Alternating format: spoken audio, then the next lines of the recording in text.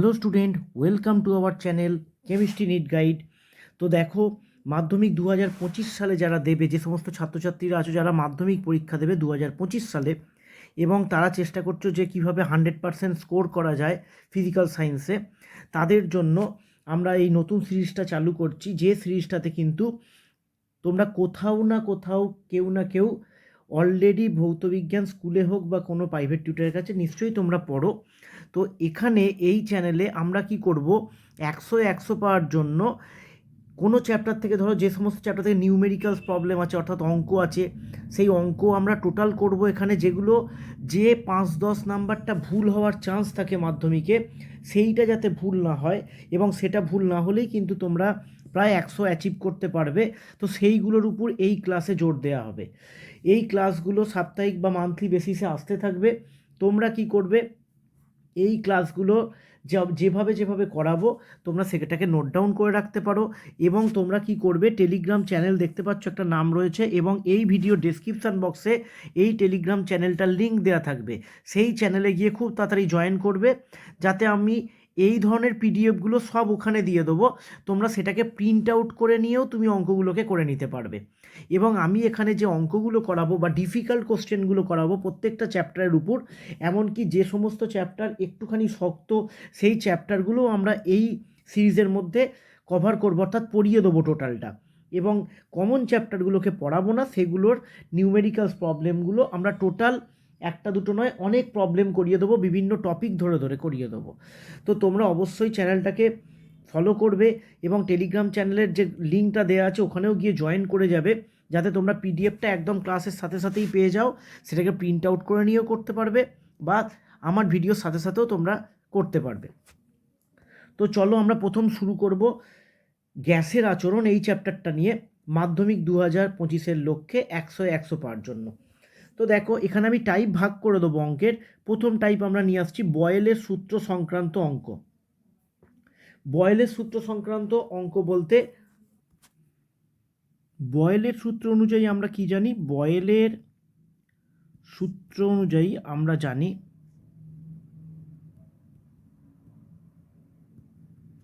আমরা কি পেয়েছি, প্রথমেই ভি ভ্যারিজাস 1/p।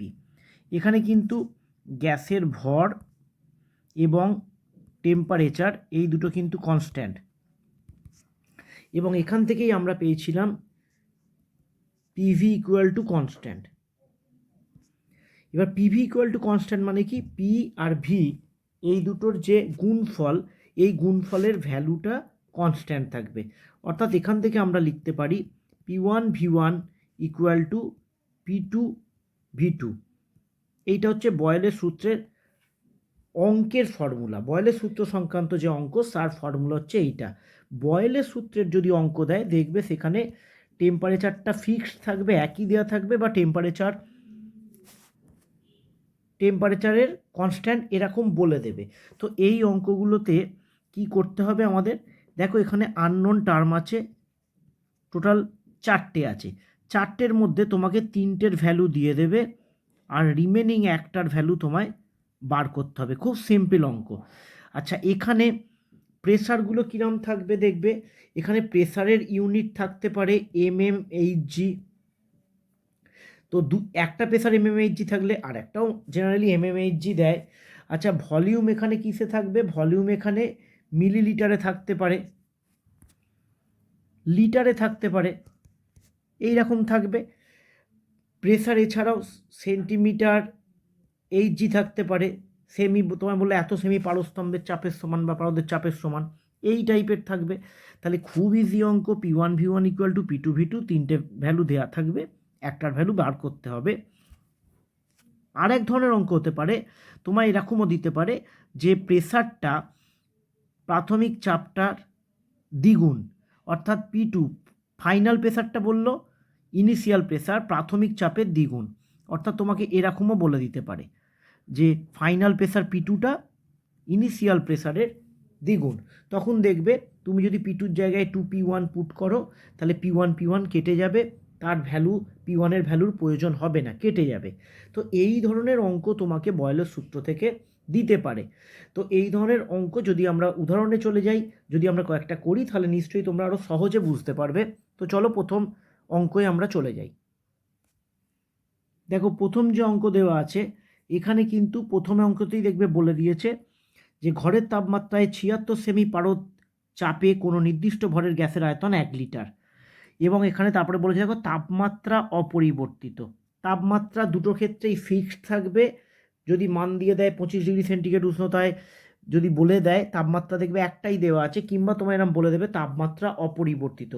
এটা বলার উদ্দেশ্য হচ্ছে যে বয়েলের সূত্র এখানে প্রযোজ্য। তাপমাত্রা অপরিবর্তিত মানে বয়েলের সূত্র প্রযোজ্য। তো বয়েলের সূত্র প্রযোজ্য হলে যেহেতু তাপমাত্রা অপরিবর্তিত আছে, তাই আমরা লিখতে পারি বয়েলের সূত্রানুযায়ী আমরা লিখতে পারি P1 V1 সমান P2 V2।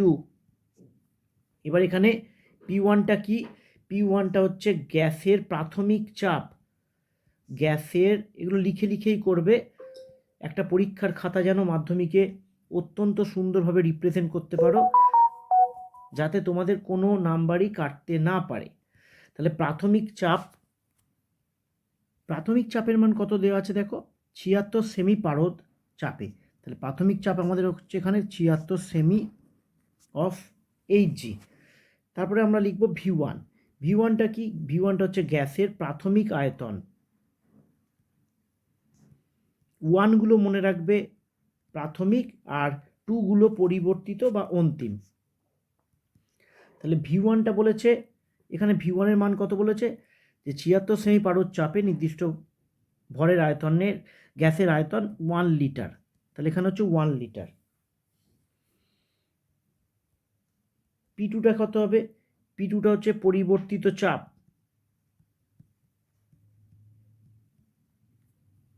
পরিবর্তিত চাপ আমাদের কত হবে এখানে 19, এই যে বলে দিয়েছে দেখো 19 সেমি পারদ 19। আর V2টা কি বলেছে, 19 সেমি পারদ চাপে ওই গ্যাসের আয়তন কত হবে, অর্থাৎ ফাইনাল যে আয়তনটা, পরিবর্তিত যে আয়তনটা, সেটা আমাদের এখানে বার করতে দিয়েছে। পরিবর্তিত আয়তনটা আমাকে V2টা এখানে বার করতে হবে। তাহলে এবার আমাদের ফর্মুলায় আমরা পুট করব P1 V1 ইকুয়াল টু আমরা কি জানি, P2 V2। তাহলে P1-এর জায়গায় লিখব 76, V1-এর জায়গায় লিখব 1, P2-র জায়গায় লিখব 19, V2-র জায়গায় লিখব V2। তাহলে V2 ইকুয়াল টু কত হবে, 76 ডিভাইডেড বাই 19। কারণ এখানে 1 দিয়ে গুণ করলে ওটা 1ই হবে, তাহলে ভাগ করলে কত হচ্ছে 4। অর্থাৎ আমাদের যে আয়তনটা বার করতে দিয়েছে, নির্ণেয় আয়তন ইকুয়াল টু 4 লিটার। কেন লিটার? এখানে এর আয়তনটা লিটারে বসিয়েছিলাম V1টা, তাহলে V2টাও আমাদের বেরোবে 4 লিটার। এইটা হচ্ছে আমাদের আজকের প্রথম যে নিউমেরিক্যাল প্রবলেমটা করলাম তার ফুল সলিউশন।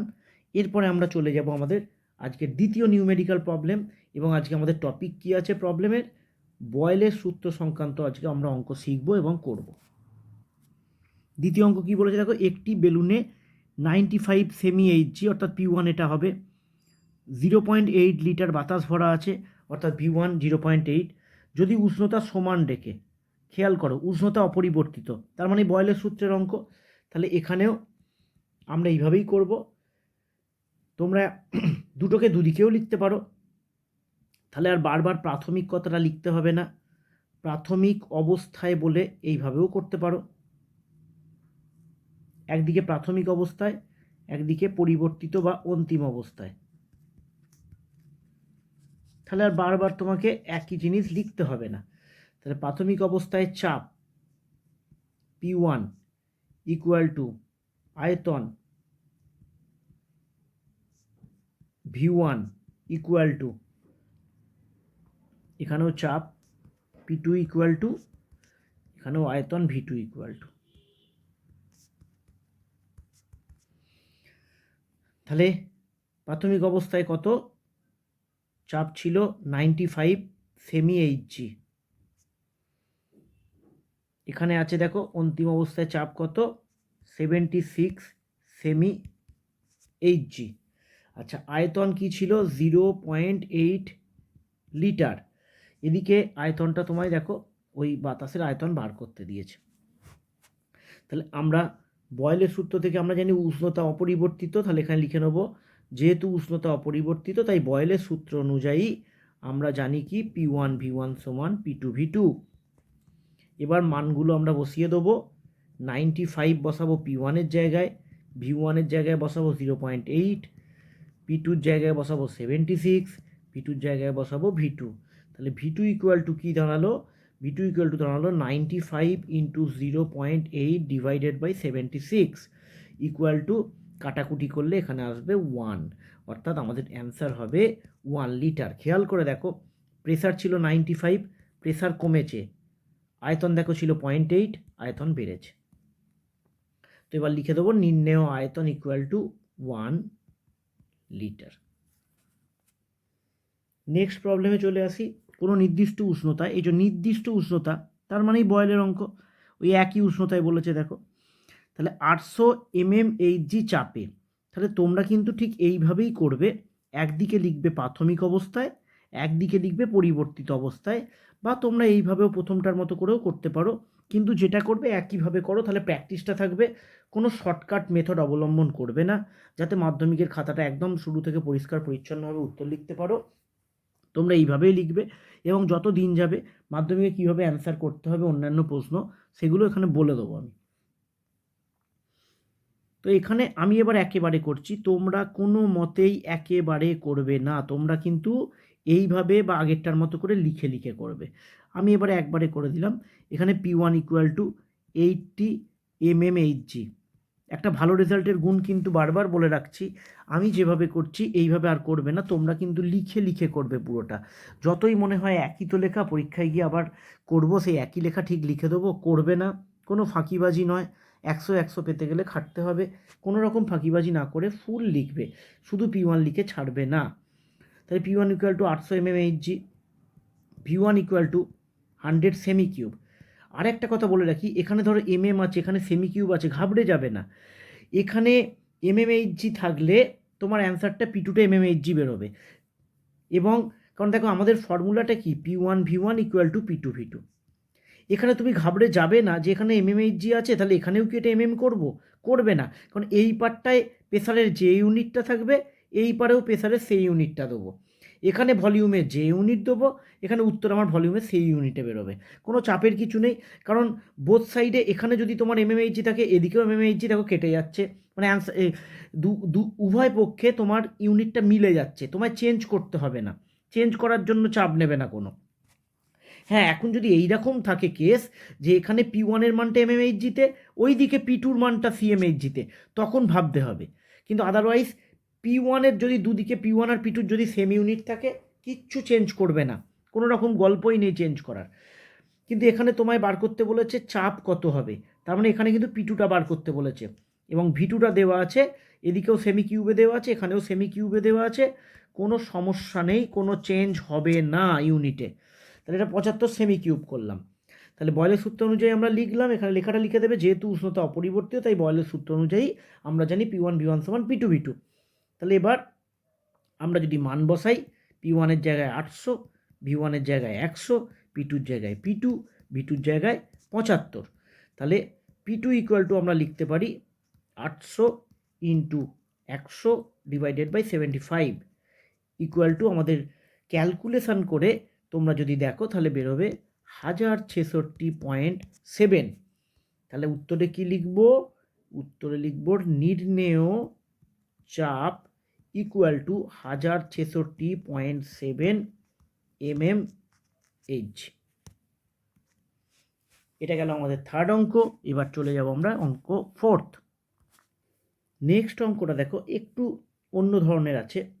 বলেছে এসটিপিতে নির্দিষ্ট ভর বলে দিয়েছে কোনো গ্যাসের আয়তন 52 মিটার কিউব। তাহলে এখানে V1 সমান তোমাদের বলে দিয়েছে 52 মিটার কিউব হলে অপরিবর্তিত উষ্ণতায়, তাহলে বয়েলের সূত্র চলে এলো, 104 সেমি Hg চাপে গ্যাসটির আয়তন কত হবে। তো তোমরা এখানে নিশ্চয়ই চিন্তায় পড়ে যাবে যে P1 এর মান কত। P1 এর মান যে এর মধ্যে ঢুকে আছে বলে দিয়েছে এসটিপিতে। তাহলে এসটিপিতে স্ট্যান্ডার্ড প্রেসার কত? 76 সেমি পারস্তম্ভের সমান তোমরা পড়েছো। তাহলে 76 সেমি এইচজি, এটা হচ্ছে P1। আর এখানে তোমায় বার করতে দিয়েছে গ্যাসটির আয়তন, তাহলে V2টা তোমায় বার করতে দিয়েছে, আর এখানে P2র মান তোমায় দিয়ে দিয়েছে 104 সেমি এইচজি। তাহলে যেহেতু উষ্ণতা অপরিবর্তিত, তাহলে বয়লের সূত্র অনুযায়ী এই কথাগুলো লিখবে, এখানেও কথাগুলো লিখবে। প্রাথমিক অবস্থায় আয়তন, চাপ, পরিবর্তিত অবস্থায় আয়তন, চাপ, এগুলো লিখতে ভুলবে না, অবশ্যই লিখবে। তাহলে কি দাঁড়ালো? P1 V1 সমান P2 V2। তাহলে এবার আমরা মান বসাবো। P1 এর জায়গায় 76, V1 এর জায়গায় 52, P2-র জায়গায় 104, আর V2-র জায়গায় V2। তাহলে V2 ইকুয়াল টু কী দাঁড়ালো? 76 ইন্টু 52 ডিভাইডেড বাই 104। তাহলে কাটাকুটি যদি করো, তাহলে এটাকে দেখো 52কে এটা 2 দিয়ে কাটছে, এবং এটা আমাদের হয়ে গেল 38। তাহলে লাস্টে লিখব নির্ণেয় আয়তন। পুরো ফরম্যাট সব অঙ্কের এক রকম রাখবে, যাতে কোনো রকম কনফিউশনে না পড়ো। 38 মিটার কিউব। মনে রাখবে মাধ্যমিকের খাতার ইনস্ট্রাকশানে আমি ইনস্ট্রাকশান নিয়ে আলোচনা করে দেবো। চ্যানেলে থাকো তোমরা, খাতা কীভাবে দেখা হয় সেই ইনস্ট্রাকশান নিয়ে টোটাল আলোচনা করে দেবো। যত তোমাদের মাধ্যমিক এগিয়ে আসবে তার আগে করে দেবো। তো ইনস্ট্রাকশানে কিন্তু বলা থাকে একক না লিখলে কিন্তু নাম্বার কেটে নেওয়া হয়। তো তোমরা একক লিখতে কোনো দিনই ভুলবে না। এককটা ফাইনাল অ্যান্সারে লিখলেই হবে। এখানে তো তুমি V2 লিখছো, এখানেও লিখতে পারো, এখানে ফাইনাল অ্যান্সারে যেন একক মিস না হয়। আচ্ছা, তারপরে চলে আসছি আমাদের আজকের ক্লাসের শেষ অঙ্কে, অর্থাৎ বয়লের সূত্রের আজকে যে 5টা অঙ্ক নিয়ে এসেছি, সেই 5 নম্বর অঙ্ক আজকে আমাদের লাস্ট অঙ্ক। তো এখানে বলেছে একটি নির্দিষ্ট ভরের কোনো গ্যাসের, দেখো চাপটা বলে দিয়েছে 90 সেমি এইচজি, তে আয়তনও বলে দিয়েছে V1 সমান বলে দিয়েছে 500 সেমি কিউব। ওই উষ্ণতায়, তাহলে উষ্ণতা স্থির, তার মানে বয়লের সূত্রটা প্রযোজ্য। ওই উষ্ণতায় P2 বলে দিয়েছে 60 সেমি এইচজি, আয়তন বার করতে দিয়েছে, তাহলে V2 বার করতে দিয়েছে। তাহলে এখানে লিখব যেহেতু উষ্ণতা অপরিবর্তিত, তাই বয়লের সূত্র অনুযায়ী আমরা ফর্মুলাটা লিখব P1 V1 সমান P2 V2। এবার এখানে আমরা মান বসাবো। তো মান যদি বসাই, তাহলে P1 এর জায়গায় বসাবো 90, V1 এর জায়গায় বসাবো 500, P2-র জায়গায় বসাবো 60, V2-র জায়গায় V2। তাহলে V2 ইকুয়াল টু আমরা লিখতে পারবো, দেখো 90 ইন্টু 500 ডিভাইডেড বাই 60। তাহলে এখানে আমাদের ক্যালকুলেশান করলে বেরোবে 750 সেমি কিউব। তোমরা এখানেও ইউনিটটা দিয়েই দিও, কোনো অসুবিধা নেই ইউনিটটা দিলে। এখানে মিটার কিউব, প্রত্যেকটা অঙ্কে এখানে ইউনিটগুলো দিয়ে দিও, MMHG, হ্যাঁ, ইউনিটগুলো দিয়ে দেওয়াই ভালো, ইউনিট মিস না করাই ভালো। এখানেও লিটার দিয়ে দেবে। তো এখানে দেখো আমাদের বেরোলো 750 সেমি কিউব। তাহলে আমরা এবার উত্তর লিখব নির্ণেয় আয়তন সমান 750 সেমি কিউব। তো এই হয়ে গেল আজকে আমাদের 5টা অঙ্ক। আমরা আবার গ্যাসের চ্যাপ্টারেরই সেকেন্ড ভিডিও নিয়ে আসবো খুব তাড়াতাড়ি। তোমরা আস্তে আস্তে এই অঙ্কগুলোকে অঙ্কের একটা আলাদা খাতা করবে, বা বলা যায় আমার চ্যানেলে আমি যেগুলো করাবো এটার একটা আলাদা খাতা করবে মাধ্যমিক 2025-এর জন্য। এবং শুধু অঙ্কই নয়, যত ক্রিটিক্যাল প্রশ্ন, শক্ত প্রশ্ন, সেই প্রশ্নগুলো এই চ্যানেলে আলোচনা করা হবে, যাতে তোমাদের 100 পেতে বা 100-র কাছাকাছি যেতে সাহায্য হয়। এবং তোমরা কমেন্ট সেকশানে অবশ্যই তোমাদের কোনো সমস্যা থাকলে লিখে জানাবে। টেলিগ্রাম চ্যানেলে জয়েন করতে ভুলবে না, এবং যদি পারো একটু বন্ধুদের সাথে একটু শেয়ার করো বেশি করে। যত বেশি শেয়ার হবে, সাবস্ক্রাইবার বা ভিউ যত বাড়বে, আমার তত ইন্টারেস্ট গ্রো করবে তোমাদের জন্য দারুণ সুন্দর আরও ভিডিও নিয়ে আসার জন্য। তো দেখা হবে তোমাদের সাথে খুব শীঘ্রই আগামী ভিডিওতে। শেয়ার করতে বন্ধুদের সাথে ভুলবে না। Thank you.